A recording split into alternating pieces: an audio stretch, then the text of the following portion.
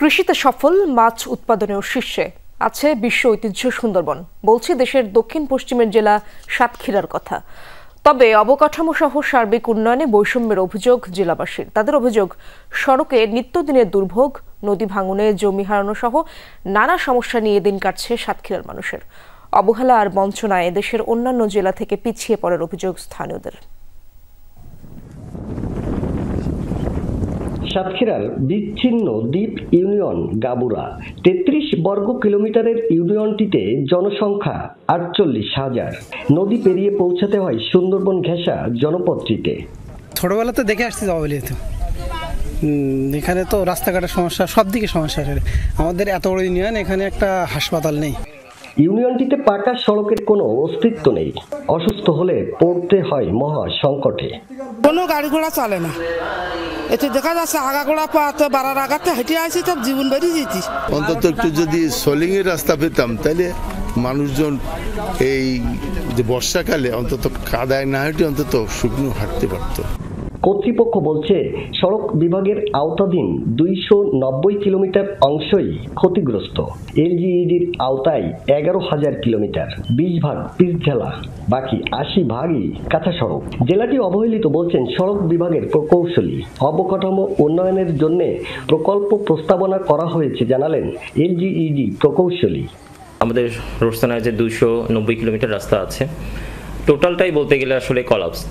মানে আমি জানি না গত যে সরকার ছিল সেই সময় এখানে আসলে সাতক্ষীরাতে তেমন একটা বরাদ্দ আসে নাই। প্রকল্প অনুসারে যদি আমরা কাজ বাস্তবায়ন করতেও পারি, তাতে আমার মাত্র ১৩১০ কিলোমিটার রাস্তা পাকা করা সম্ভব হবে।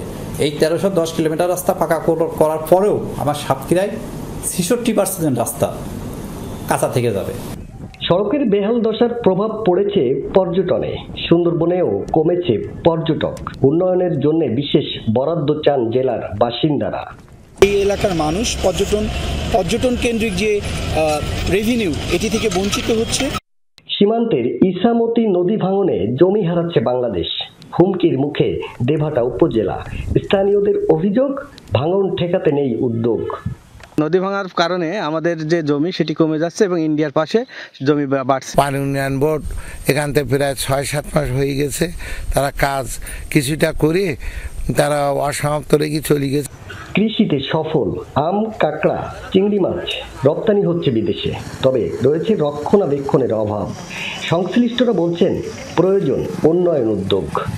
ফুড প্রসেসিং সেন্টার কারখানা করতে পারে এই এলাকায়, তাহলে কৃষকরা আমের বিভিন্ন পণ্য উৎপাদন করে তারা কৃষকরা যেমন লাভবান হবেন, তেমন বাংলাদেশের অর্থনীতি লাভবান হবে। চাষিদেরকে প্রশিক্ষিত করে তোলা এবং তাদেরকে সাপোর্ট দেওয়া এবং এই বিষয়ক যত কার্যক্রম এটাকে যদি আরও বাড়ানো যায়, তাহলে প্রোডাকশন যে এখন যেটা ছিল এবং সেটা প্রোডাকশনও বাড়বে, আর সাথে সাথে এক্সপোর্টও বাড়বে।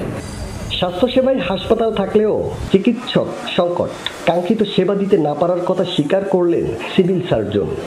সঠিকভাবে স্বাস্থ্যসেবা দিতে চান, আসলে ডাক্তার পদায়নের কোনো বিকল্প নাই। ডাক্তার পদায়ন না থাকার কারণে আমরা আসলে অনেকগুলো সার্ভিস দিতে পারতেছি না।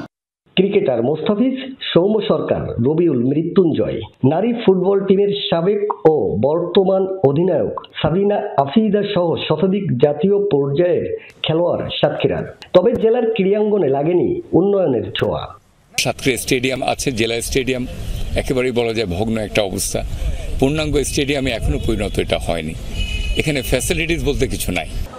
জনগণের জীবনমান বাড়াতে সরকারের বিশেষ নজরদারি প্রয়োজন বলে মনে করেন জেলা প্রশাসক।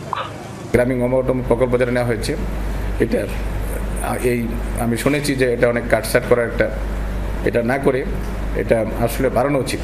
কমপক্ষে 4 থেকে 5 হাজার কোটি টাকা যদি করা হয়, তাহলে হয়তো সাতক্ষীরার আমরা মোটামুটি পুরাটা পারবো না, আমরা মোটামুটি একটা পর্যায়ে হয়তো একটা উন্নয়নের জায়গা আমরা যেতে পারবো। অতীত সরকারগুলো শুধু আশার বাণী শুনিয়েছে, তবে আশানুরূপ কোনো উন্নয়ন হয়নি সাতক্ষীরায়। গেল 5 আগস্ট বিপ্লবের পর গঠিত এই সরকার কি শুনবে দুর্দশায় থাকা মানুষের কথা? প্রশ্ন সাতক্ষীরাবাসী। আকরামুল ইসলাম, যমুনা নিউজ, সাতক্ষীরা।